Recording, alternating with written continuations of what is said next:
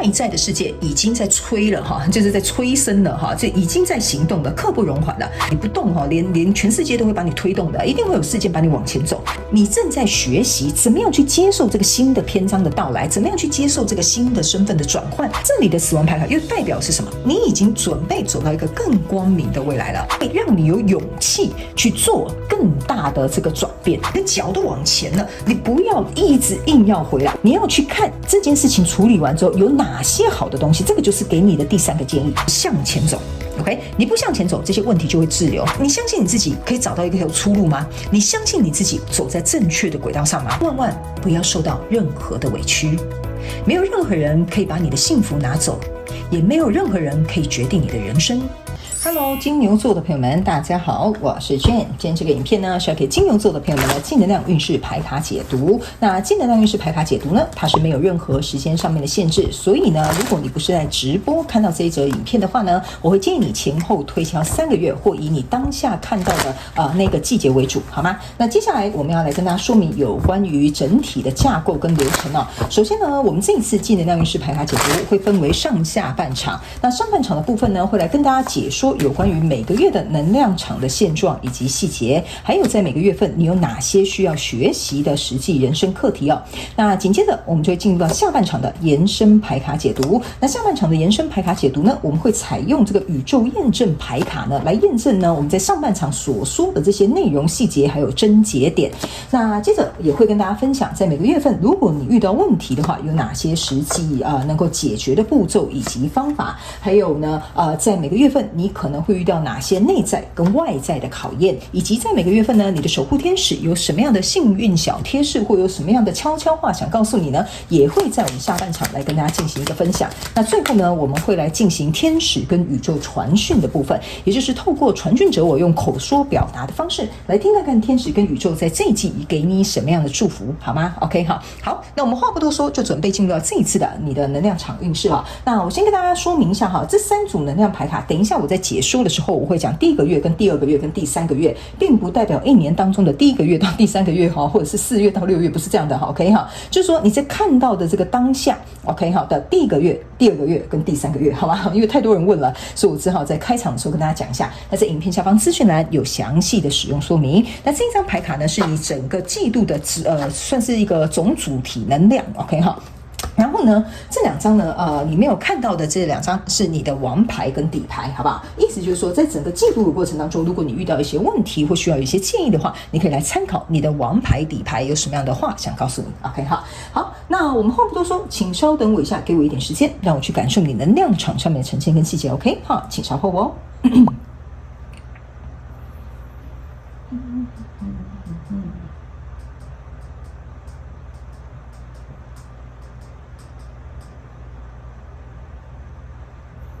OK， 好，行。我个人会感觉整个季度的过程当中呢，金牛座的朋友们哈，你们某部分的人可能交手的对象是牡羊座，就是说我在讲这个能量场哈，有的人是工作，有人事业，有人感情，有的是人际关系。某部分极小众的金牛座的朋友们，你的对手可能是牡羊座。那这个正能量运势牌卡解读可能就是特别在里面有一些细节，你要自己注意一下，好不好 ？OK， 那整体架构流程让我去感受到你的能量场，有一点像说这个季度你会进行一个选择，这个选择有可能比如说是这段关系的去留的选择，或者是这个习惯要不要改变的选择，或者是这个想法要不要能够去调整的选择。反正呢，跟选择蛮有关系的。但是呢，在这个选择筛选或者是在做一个改变的时候呢，我会觉得这个整体的能量场是走向一个比较还不错的一个状况。但是也是因为你做出这个选择，你会去创造一个新的世界，相对的有很多内心的这些惆怅啦、感伤啦、不舍啦等等之类的，会在你这整个季度当中需要去消化。我们一起来看一些细节。在第1个月份的过程当中，你抽到的是宝剑2，抽到的是世界牌卡，抽到的是权杖3。OK， 这3张牌卡呢，在你第1个月份的能量场很明显给我去感觉到一件事情，就是说你呢？因为想要去创造这个全新的世界，所以你其实已经想要往前看了。OK 哈，比如说这个习惯已经不再适合你，你不可以再吃热色食物，你应该有健康的这个，比如说饮食习惯，或者是比如说这一段关系、这一个合作或者这一份工作，其实呢已经让你原本的事件忙得手忙脚乱。OK 哈，因为这个人在这个世界当中他是很忙碌的。OK 哈，然后呢这边有地球又有月球，象征的意思就是说，有些时候呢，甚至某部分金牛座的朋友们，你会在这个状况当中感受到很大的情绪起伏。就是说一下在地球就有点像是一下是没事哈，就是脚落地嘛，站在地球，一下可能里面有人搞事啊，你又一下跑到月球了哈，所以这个月球呢象征的就是我们的情绪，所以这些东西呢会来到这个宝剑有一点像说你想要去做一个抉择，你想要去做一个切割，但是你其实又不想要去看见需要被切割、需要被解决的这件事情，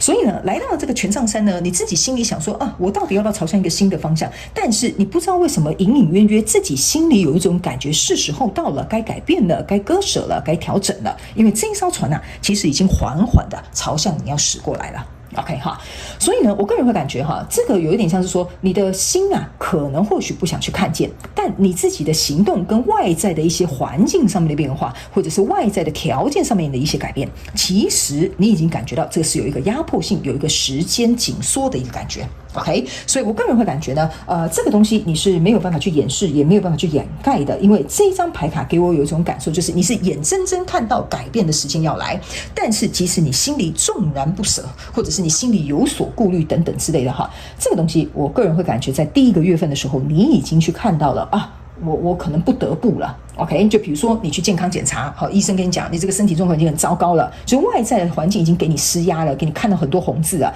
内在的你可能不想改变，你觉得怎么样？这样子我整个世界都要被这个生活节奏被打乱。比如说这个世界牌卡就是可能以前一不小心可能就送医那或者是以前为了要改变这些健康的这些状态呢，会整个生活的模式会打乱。所以我就简单举一个例给你听，你可以套用在你生活的各个状况当中。OK， 所以呢这样的状况延续到我们的第二个月。第二个月呢是死亡牌卡，还有星星牌卡，还有这个宝剑六。我个人会感觉你呢，说实在，我必须讲一句话很直接就是说你不改也不行啊因为这个死亡牌卡就是这里要你的命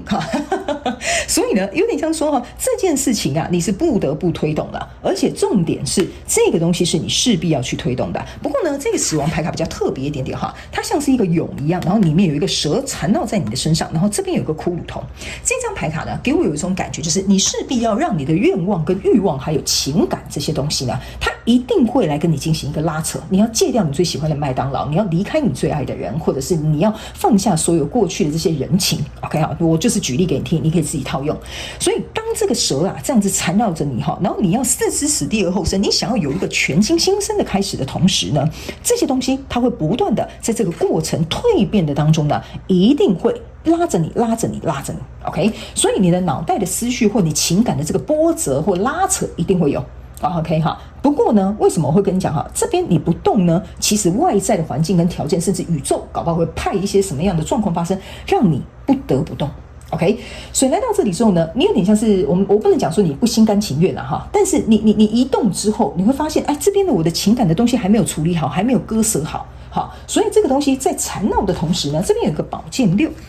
这边呢有一个星星牌卡，这两张牌卡象征的意思就是你要能够去脱胎换骨你看这是一个女生，她下面是一个鱼尾巴，然后是骨头，这个叫做脱胎换骨。OK 这个脱胎换骨的过程当中呢，有很多东西。这张星星牌卡象征就是你注意看，这个船已经跑来你的头上，它刚刚是慢慢开过来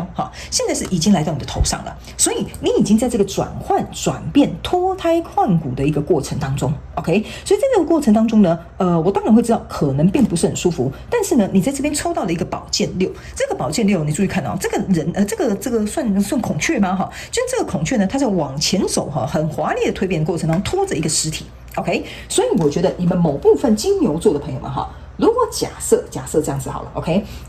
我就继续用那个健康就是减肥的那个举例，你们可以套用在你自己的状况，比如说一段健康的关系或不健康的关系都可以 ，OK。这个有点像说，我要脱胎换骨，我要控制我的欲望，我不可以吃麦当劳，不可以吃垃圾食物，但是一定会拉扯，因为这是我过去就有的世界给予我的习惯嘛。所以呢，你会有一点怀念过去的这些东西之外呢，但是这个东西你目前真的是按照医生给你的方式去做这个减肥的这个减重计划，或者是那个健身教练给你的计划，你是的确在往一个比较好的方向走。但是呢，上面为什么这边会有一个尸体哈？这个尸体哈，这个人体哦，就有点像说哈，这件事情啊，会搞得你疲惫不堪，会人仰马翻哈。比如说你要一周3次去运动，或者是你一整个礼拜有5天要吃健康餐哈，所以会让你刚开始在改变的时候很不舒服，甚至会有一些人会有一种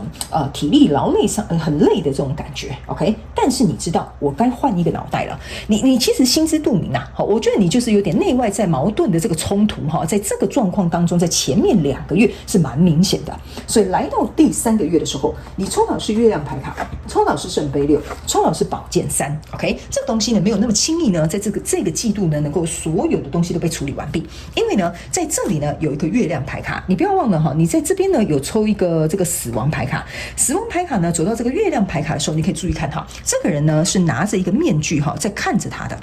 其实我个人会感觉，来到这个第3个月份哈，为什么这个面具会被拿下来的？就是说你已经脱胎换骨来到了一个程度了。因为你注意看到，你的骨头现在是在背面的，背面的意思就是说我已经能够穿越我过去的这个黑暗了。OK， 我的衣服哈，就是漂亮衣裳已经被我穿起来了。所有过去的这些脱胎换骨的东西哈，这些旧有不好的习惯，或者是过去应该要切割的关系或合作等等之类的哈，这个你已经把它，你有点像是你已经把它抛在脑后，好不好 ？OK 哈，就是我这好难形容哦，这个能量场就是实际现状上，你把它抛在脑后。OK 好，就是实际上你已经不跟这个人在一起了，你已经没有那么胖了，好，类似像这样 ，OK 好，就实际能够看得着、能够摸得着的东西是在背后了 ，OK。然后呢，这个面具呢，其实说实在的哈，在这里。这个骷髅头啊，跟这个骷髅头啊一样，还是被你拿在你的手中的。OK 哈，以前呢，它一直在你手中，现在呢，也在你手中。为什么呢？因为你一直在看，在过去的这样子的状况当中，到底为我带来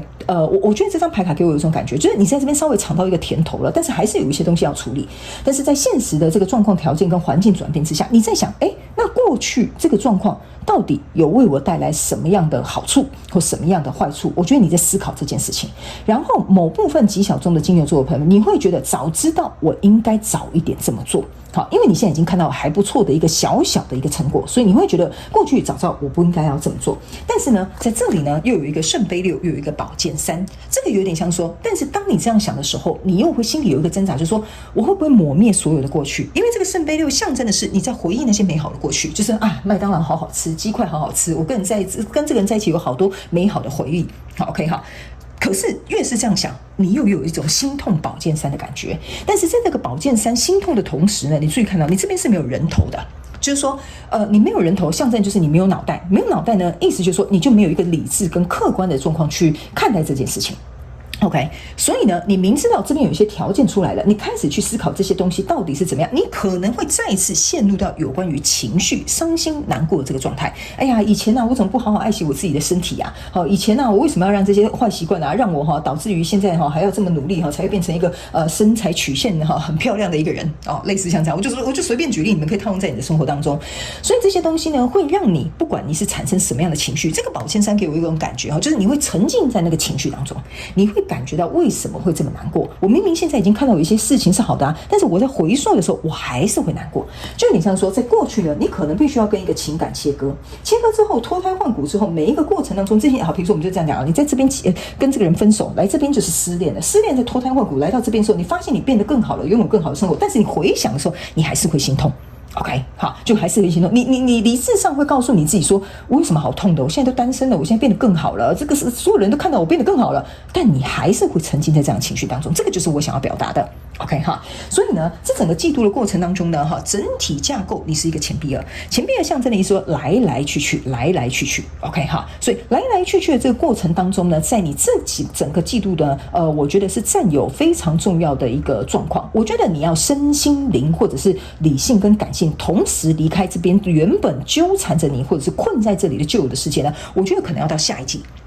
你才会能够我这样讲放的比较怎么讲，放的比较开或放下，或者是不再这样纠缠，或者是也不再那么感伤。我觉得那是下一集的事情。OK 好，所以呢，我们一起来看看，在每个月份你有哪一些是需要能够来学习的课题，好不好 ？OK 好，那在下半场的部分呢，我们会来用宇宙验证牌卡来看一下每个月份是不是有一些更重要的一些细节还有症结点，可以来跟我们金牛座的朋友做一个分享，好不好 ？OK 好，我们先来看你每个月份要学习的这个课题，好不好 ？OK 好。好，你看哦，你死亡牌卡跟这个宝剑三重复出现了，这就是为什么我刚刚会跟你讲哈，你会花很多时间在这边处理这些东西，好吧 ？OK， 我们一起来看 ，OK 哈，好。其实有些时候我在帮你们解牌的时候，我都非常感谢宇宙出现这些牌卡来验证我要传递给你们的讯息。因为有些时候呢，我觉得你们当下可能在看这个影片的时候并不是很清楚，但是当这些牌卡出来验证佐证，你就算之后回来看，你就会稍微比较清楚跟明白为什么当初我会用这样的字句去形容。OK 好，来，首先呢，在第一个月份的能量场，你抽到这个是恶魔牌卡。OK 好，这个恶魔牌卡呢，其实你可以注意看到，跟这个死亡牌卡是互相呼应的。来，这是一个骷髅头。你就是抱着刚刚那个骷髅头嘛，是不是这样说？然后你看到这边是熊熊烈火 ，OK 哈，这个意思是说恶魔牌卡象征的就是不能再活在过去了。OK， 不能再活在过去，所以我才会跟你说啊，他出来呢，如果我刚可能有点口误哈，就是他出来验证你这个死亡牌卡哈，就是要告诉你，你不能活在过去。你在第一个月份的这个要学习的课题就是不能再活在过去啊，你不能因为了就是你看这边是一个熊熊烈火嘛，然后这只猫是站在这个骷髅头的上面，你看它吓得要死，但它就是不跳到别的地方，这就有点像是说你已经到了一个刻不容缓。不能再逃避，或者是像我刚刚跟你讲的，你明知道你是要往一个方向的，就是你看，可是你赖在这边死不走，其实你跳走就好了，猫是会跳的 ，OK， 但是你就是活在过去的记忆当中，好，你会觉得说，不行啊，这怎么样啊，那怎么样啊，我们有很多过去啊，或者是比如说，麦当劳真的是我的最爱啊，好，类似像这样其实你根本就跳过去就好了 ，OK， 所以死亡牌卡就是要告诉你，你不能再活在过去了，这个改变跟新生啊，脱胎换骨啊，是势必要迎来的，因为在第二个月份呢，你抽到这张牌卡是宝剑三，这个宝剑三呢，其实跟你在第3个月的这个宝剑三是一样的。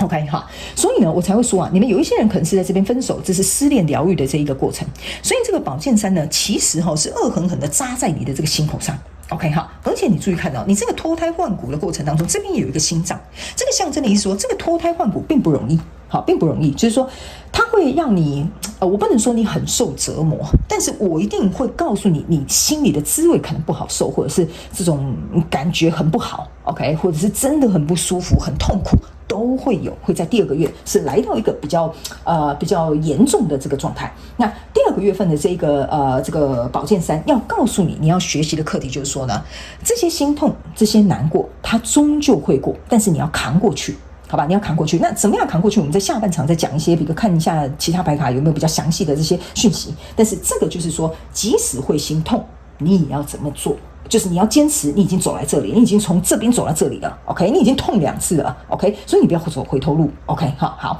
所以这个就是你要能够在这里让你自己陪伴你自己，在这个蜕变的过程当中，跟自己好好相处。OK 好，时间它是会帮助你去处理这一切，所以来到第3个月份，你的这个要学习的课题是这张牌卡叫权杖9。OK 好，权杖9象征的意思就是说，你已经好不容易来到一个好的阶段了。我刚刚是不是有跟你讲？你看这是一个恶魔牌卡，